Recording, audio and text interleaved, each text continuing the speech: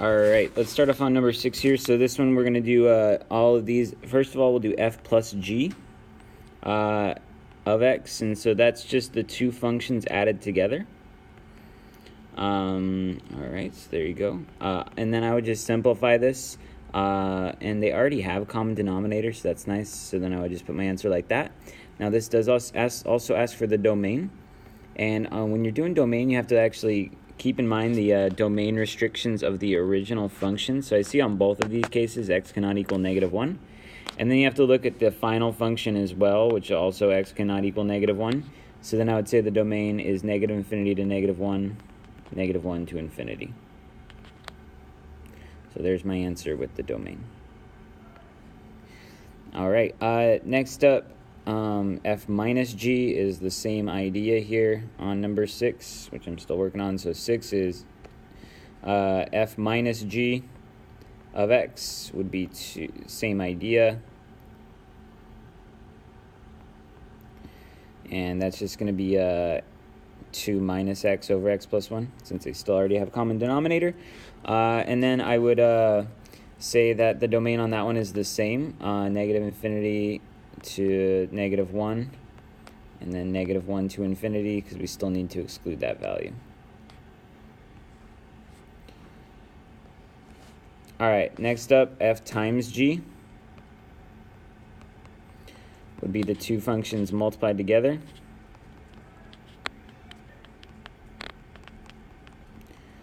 And so I would say that that is 2x over x plus 1 squared. You could write that twice and FOIL it, but usually we like the denominator in standard form. And then I actually think that's going to be the same domain here, -∞ to -1, and then union -1 to infinity, because that's still excluded. All right, and lastly here, we'll do f over g of x. And so that is the f divided by g. So on this one, I would multiply by the reciprocal here. So I get x plus 1 over x. And then these can actually cancel out. And then I would just say this comes out to 2 over x. Now, the domain on this one's a little tricky because I still had that kind of original back here, that x cannot equal -1. That still carries forward. Even though that doesn't make the denominator 0 anymore, that carries over. But now I have a new thing here where x cannot equal 0 because of the denominator there. So my domain here would be -∞ to -1, -1 to 0, and then 0 to infinity. So there's my answer with the domain. All right, next up here, we'll do number 20. And so 20a says f of -1. I always like to rewrite this like this. And so we're going to do f of -1 first. So that means take the f function and plug in -1. And I'm looking up here. So 3 times -1 minus 5. And that's -8. And then I actually, since I've taken care of that, and now I need to do the outside, which I need to take that -8 and now plug it back into the f function. So then that'll be 3 times -8 minus 5, which is -24 minus 5, which is -29. All right, so then for b, g of g of 2. So same idea here. I'm just going to plug 2, or actually I'm going to do g of 2 first, which is I'm going to plug 2 into the g function. So that's 2 minus 4 is -2. And I'm going to take that -2 and plug it back into the g function. So then that becomes 2 minus -2 squared, which is 2 minus 4 again, also -2. We can't go minus to plus there because of the exponent. All right, next up, number 22a is f of x. And so for that one, I just go ahead and rewrite this 3x minus 5 right there. And then I'm going to take that and plug it in. So I plug it back into the f function again. And distribute that. So 9x minus 15 minus 5. So 9x minus 20. For g of x, it's the same idea, but with g. So I'm going to plug in the 2 minus x squared g function there, and I'm going to plug that back into the g function. So it's like plugging the function into itself. So on this one, I need to write this twice and FOIL it.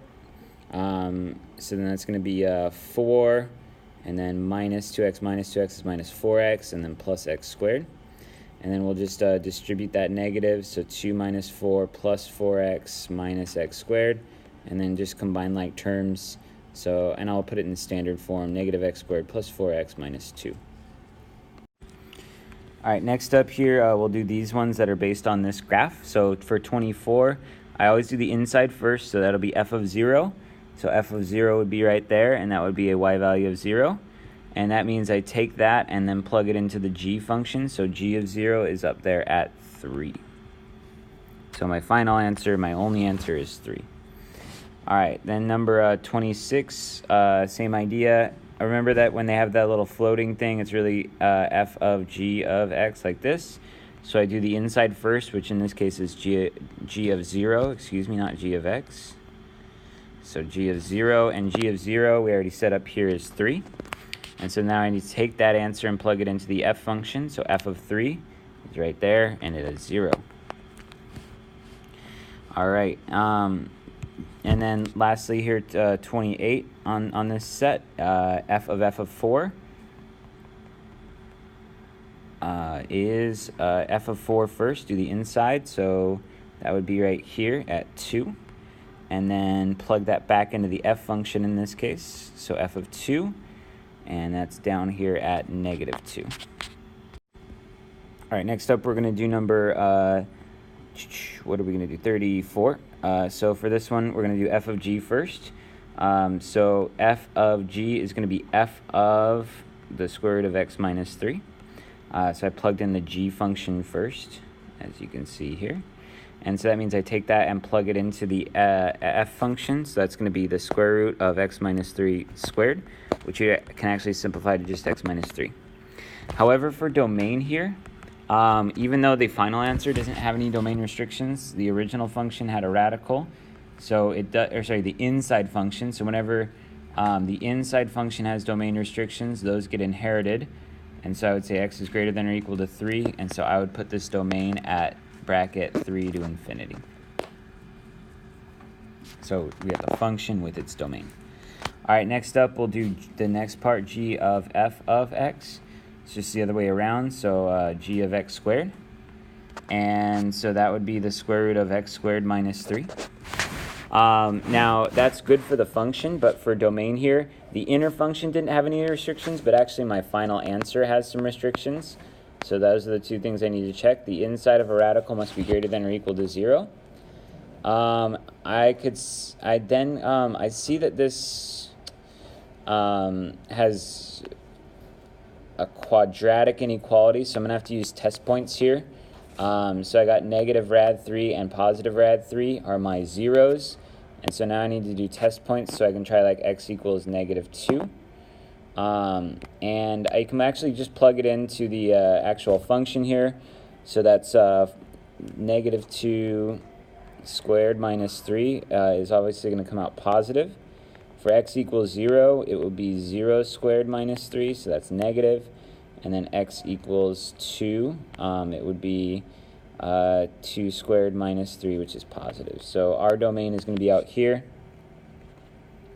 from negative infinity to negative rad 3, and then, oh, that's a bracket though. And then from positive rad 3 to infinity. So there's our function with our domain. All right, next up, f of x. So f of x is going to be f of x squared. So that will be x squared squared, which will be x to the 4th. And our domain on that is negative infinity to infinity. Well, we don't have any restrictions anywhere. And then lastly, on number 24, we need to do g of x. And so that's g of the square root of x minus 3. So that is the square root of the square root. Wait a minute. Oh yeah, it'll be square root of x minus 3 there. So you can see I kind of I plugged that in for our x right there. I plugged in this expression. I don't really see any simplification we can do there, so I'm actually going to leave it like that. Now, we have a domain restriction on our inside function here that x must be greater than or equal to 3. However, I kind of need to take the inside of this radical and go greater than or equal to 3 and see if that's more restricted. So that would mean that the square root of x minus 3 is greater than or equal to 3. I would square both sides, so x minus 3 is greater than or equal to 9, and x must be greater than or equal to 12. So that is more restrictive than x being greater than or equal to 3, so I'm going to say the domain on this is x must be actually in interval notation would be bracket 12 to infinity.